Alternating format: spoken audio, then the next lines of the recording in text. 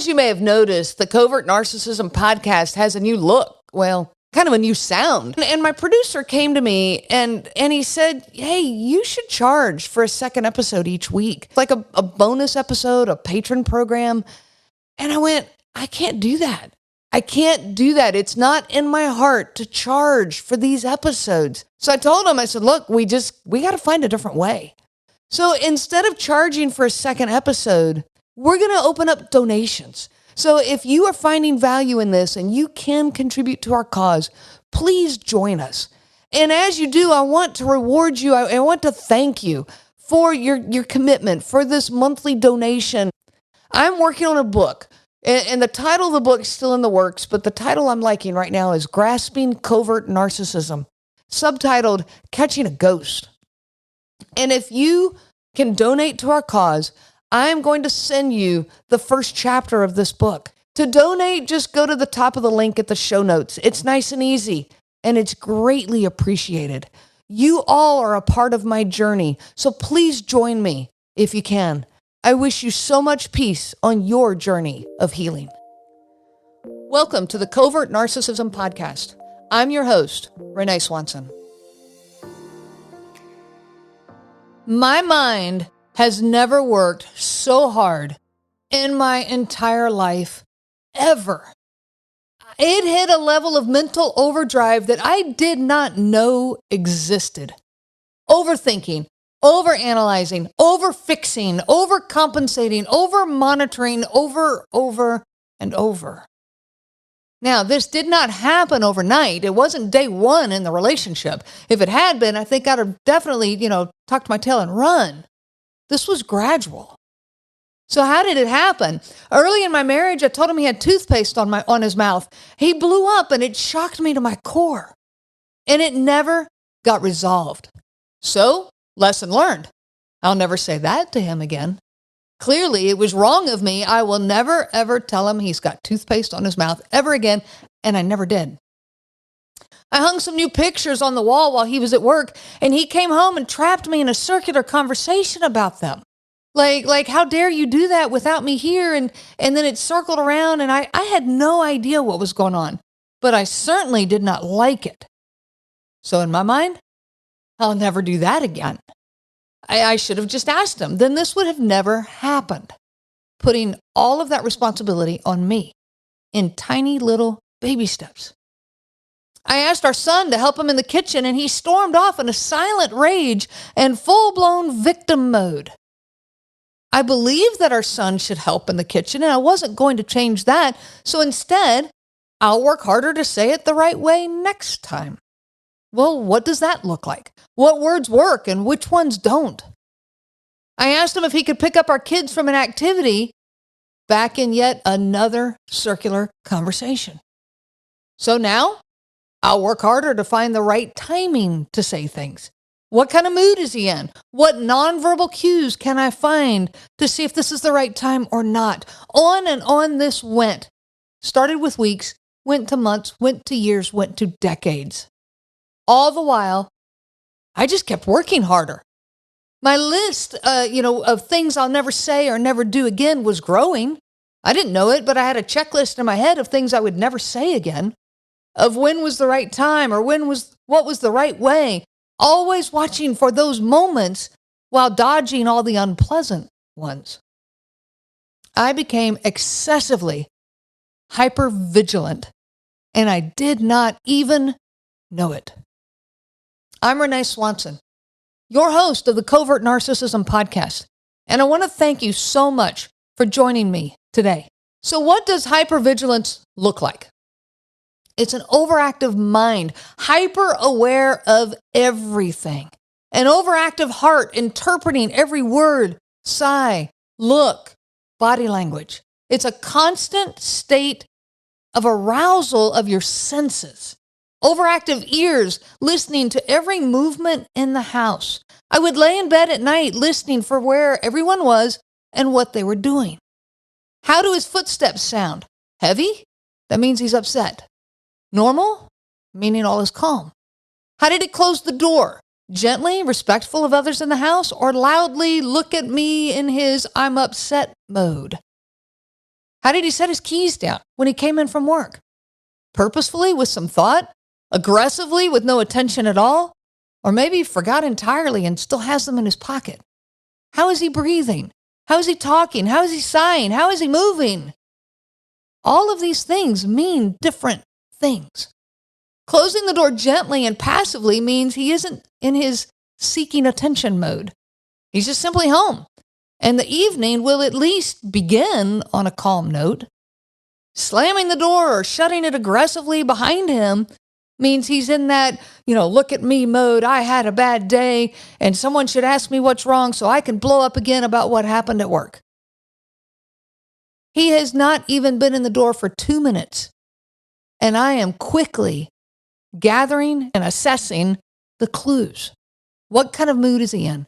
What sort of attention is he after? What kind of evening will we have? Should I keep the kids out of his way or not? Should I keep my distance or not? Will we be able to talk tonight? Is it safe? This leads to constant overthinking, overanalyzing, overfixing, a constant state of arousal. What are they thinking? How are they feeling? What can I do to fix it?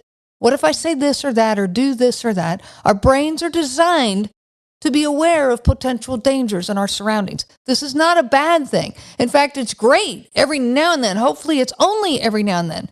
It keeps you safe if a bad guy breaks into your house.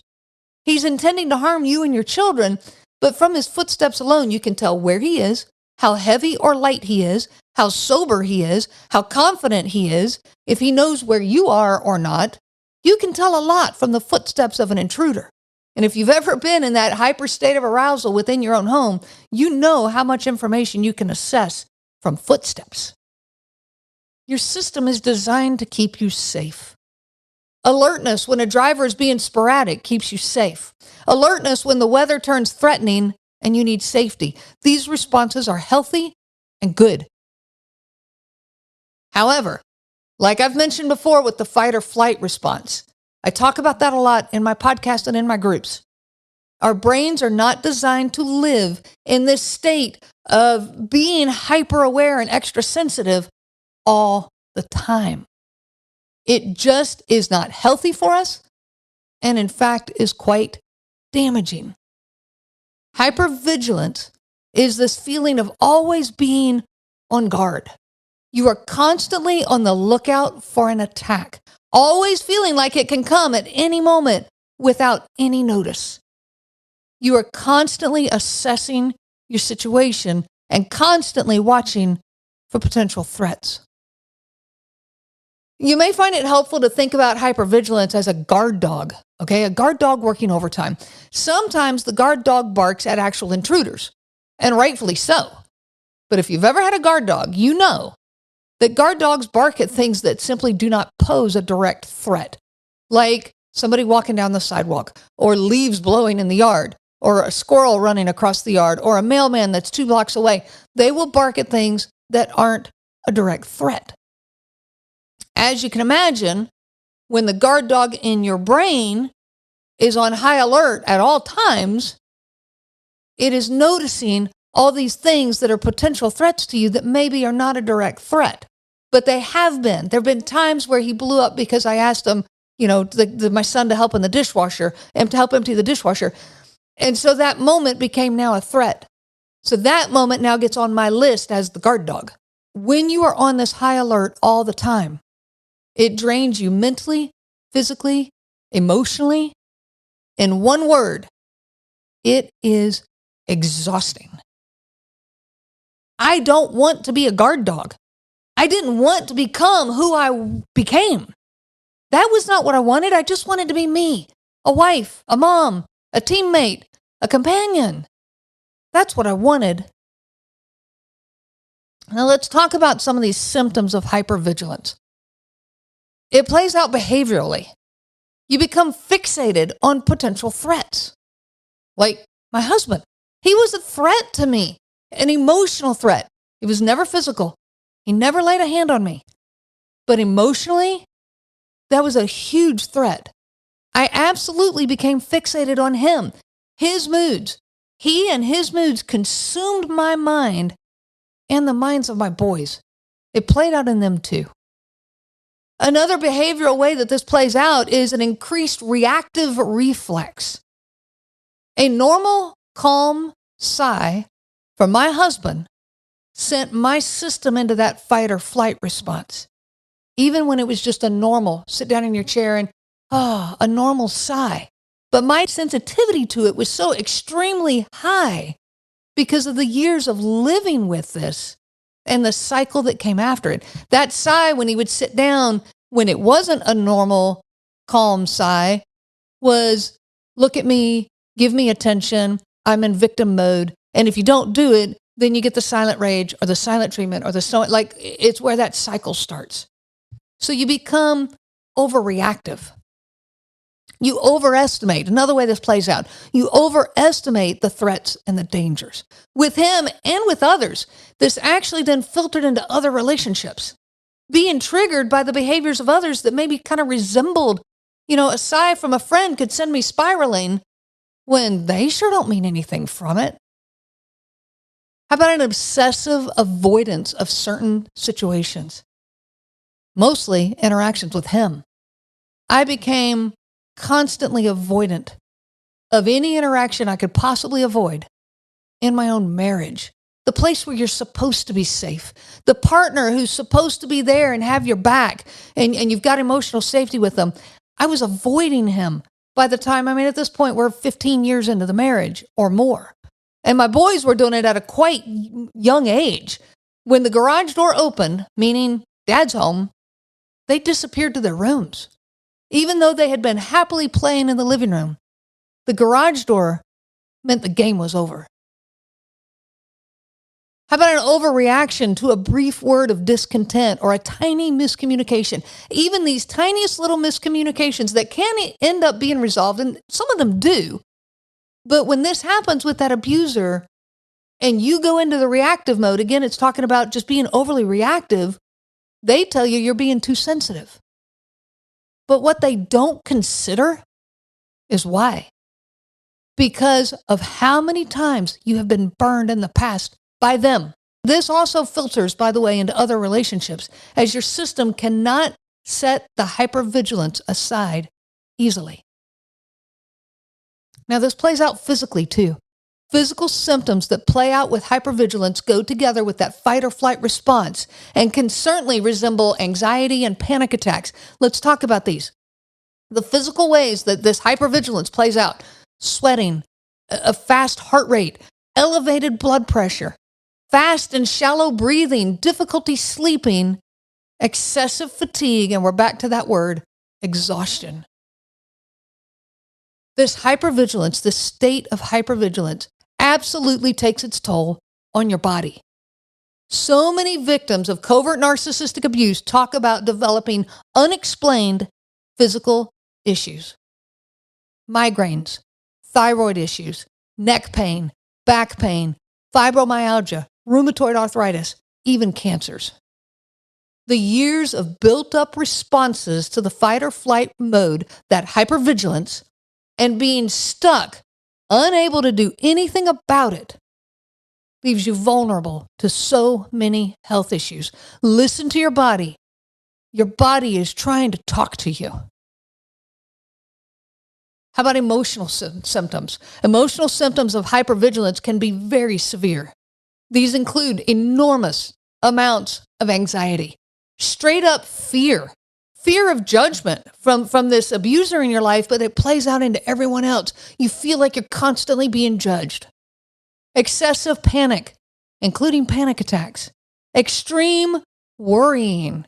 Okay, that goes hand in hand with hypervigilance. Lack of trust, emotional withdrawal, emotional outburst.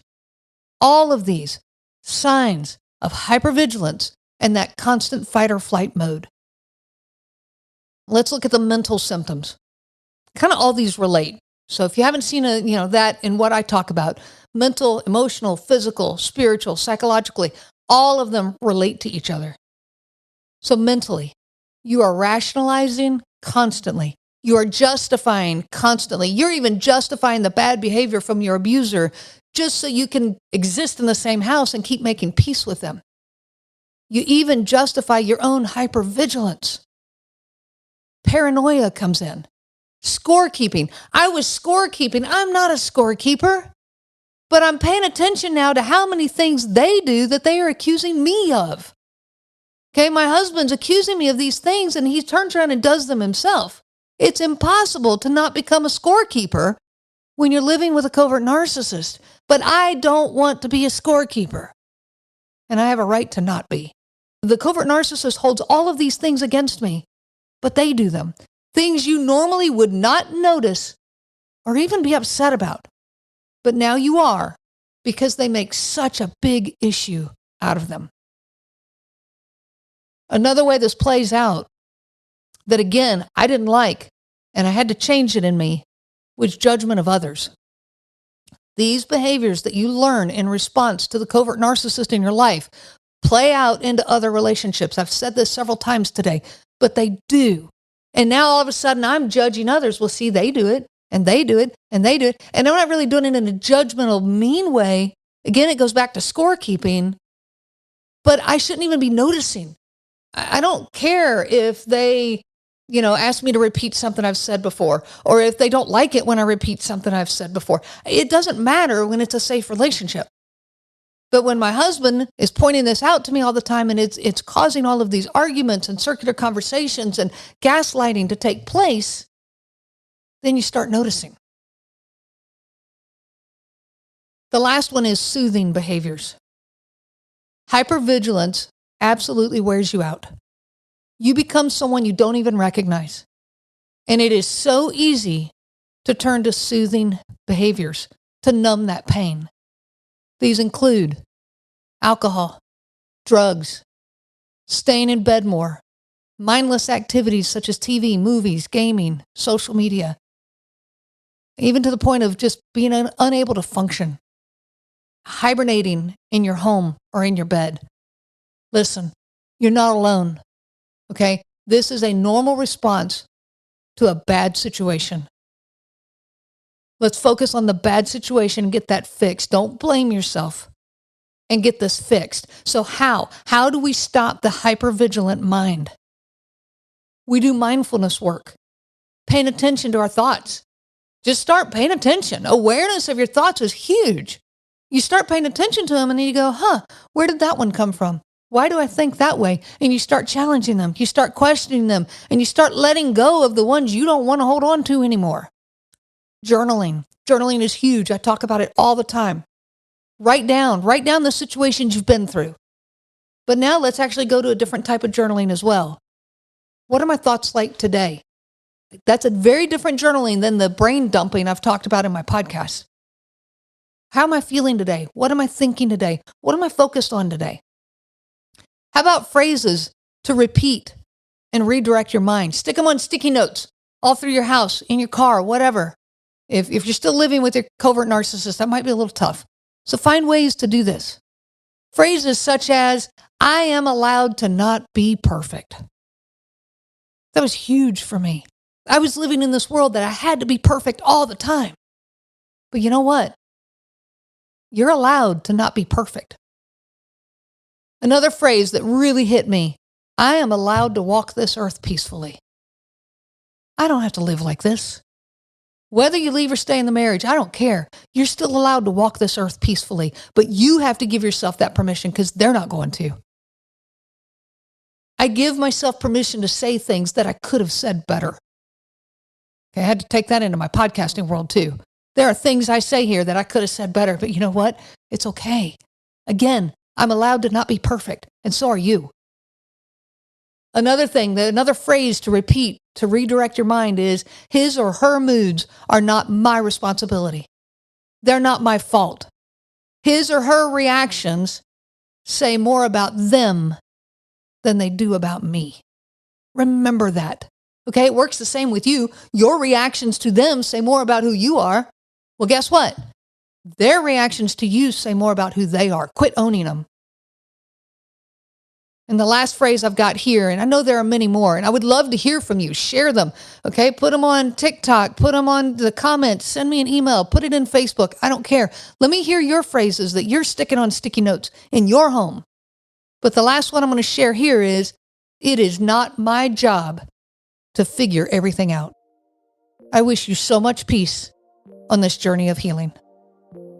You have been listening to the Covert Narcissism Podcast with your host, Renee Swanson. Be sure to check out our website at www.covertnarcissism.com. There you will find many resources just for you to help you on this journey. You can also reach out to me by email at Renee, RENEE, at cnglifecoaching.com. Those letters are CNG, as in Covert Narcissism Group. I do look forward to hearing from you. I wish you so much peace on your journey of healing.